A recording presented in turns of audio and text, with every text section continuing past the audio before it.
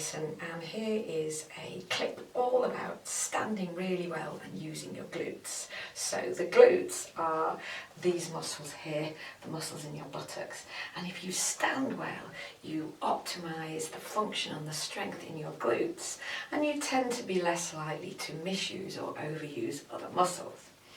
So it's not that we all stand really badly, it's more a case that generally we could do better, at least some of the time.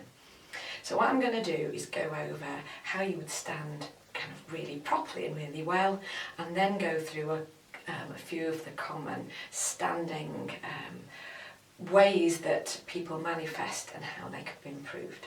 Right then, so first things first, standing really well. So start with your feet, and they are parallel. No turnout. That's what turnout looks like. Don't turn out your feet when you're standing. A little tiny bit, say 12 degrees is fine, but no more than that. In fact, it's much more important than the width across your legs. That is going to vary naturally from person to person, depending on it depends on the width of your pelvis and how your thigh bone naturally sits in your pelvis. So you might be here, or you might be there. Knees open, hips open at the top. Okay, then we get to this kind of mythical concept of the neutral pelvis. Now, if you're not sure where that is in your own body, it's quite hard to kind of feel for. What I'll say now is have a feel of these knobbly bits on the front of your pelvis, and really they should be pointing directly forward. Imagine you've got headlights on those knobbly bits and they are pointing forward and not down. So that's neutral pelvis, and I'll come back to that later. Your spine is long, so I want you to think of two-way length. So the bottom bit of your spine reaches to the floor, and the top bit of your spine reaches up to the ceiling. Your head is on top of your body, so often it's poking forward a little bit like that. So skull back, chin nodded. And to go with your legs and your knees and your pelvis and your long spine and your head position, you want a little bit of width too. So width across your collarbones and your shoulder blades, arms by your sides if you're not carrying anything. The first sort of the common standing fault that you see is the one that I manifest. So, and it's this. A tendency, it's easier to see if I stand this way, it's easier, there's a tendency to tip the pelvis forward like that.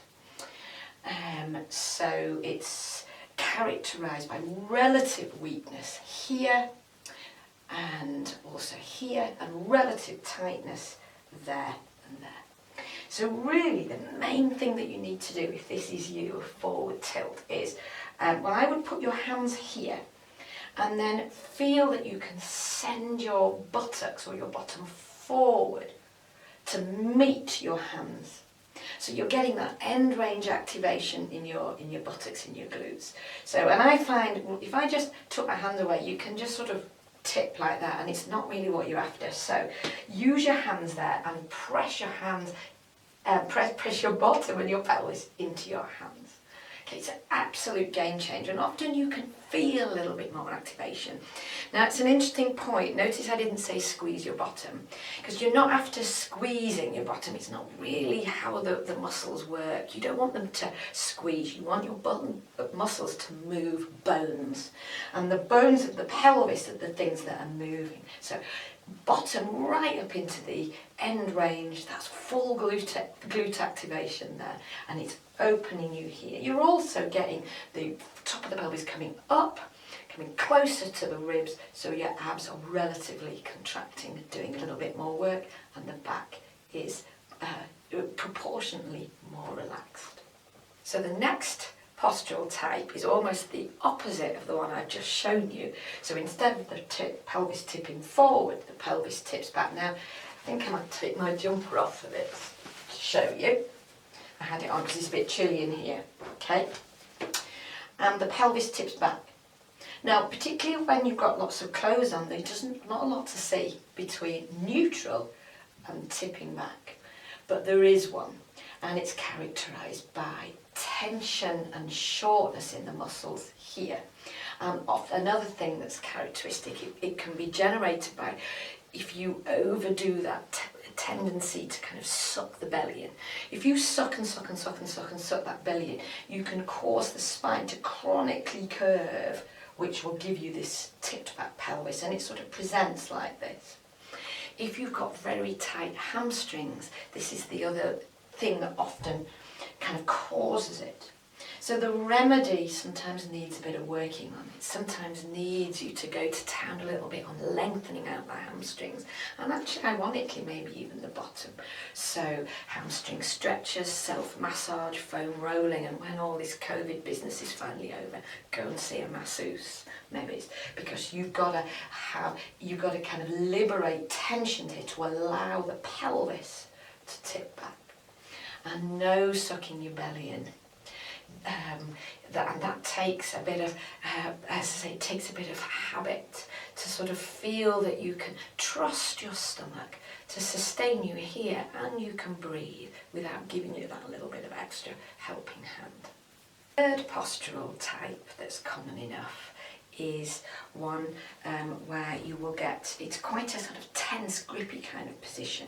It's characterised by a tendency to turn out the feet, hyperextension of the knees, and a sense of often deliberately squeezing and gripping through the bottom.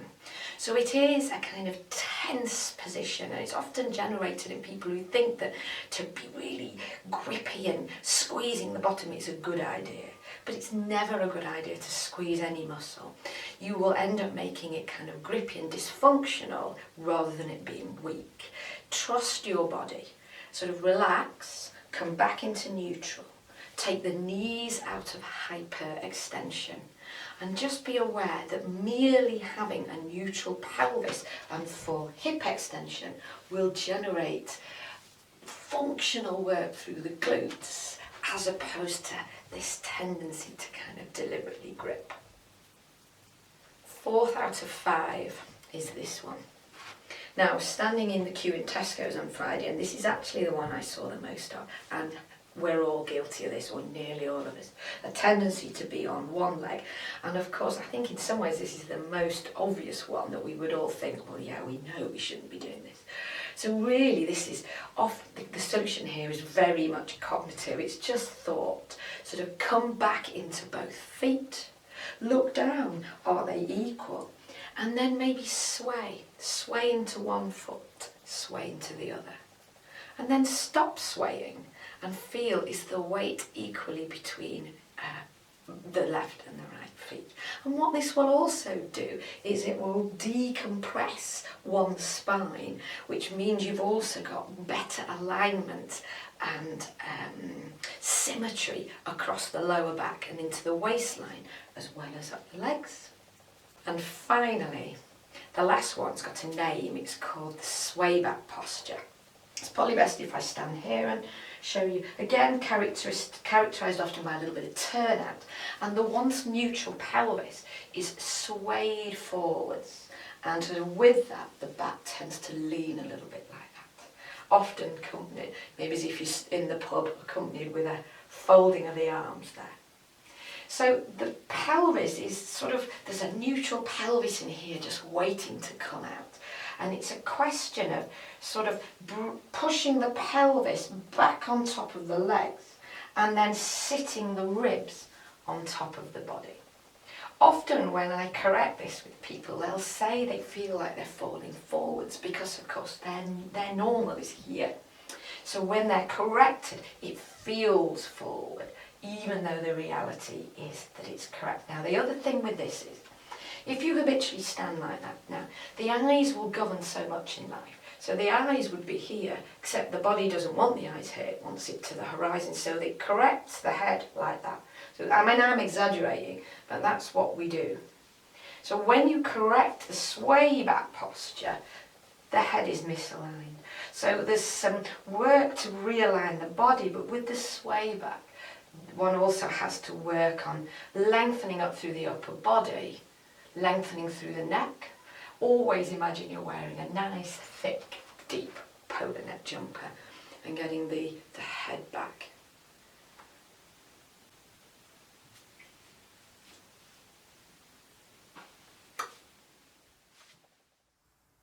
Hi there.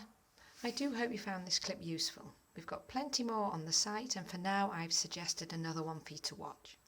If you want to know more about what we do in Leeds, then do visit the website at pilates-leeds.com, and right now you can subscribe to the YouTube channel and we can do this all again next month. Cheerio!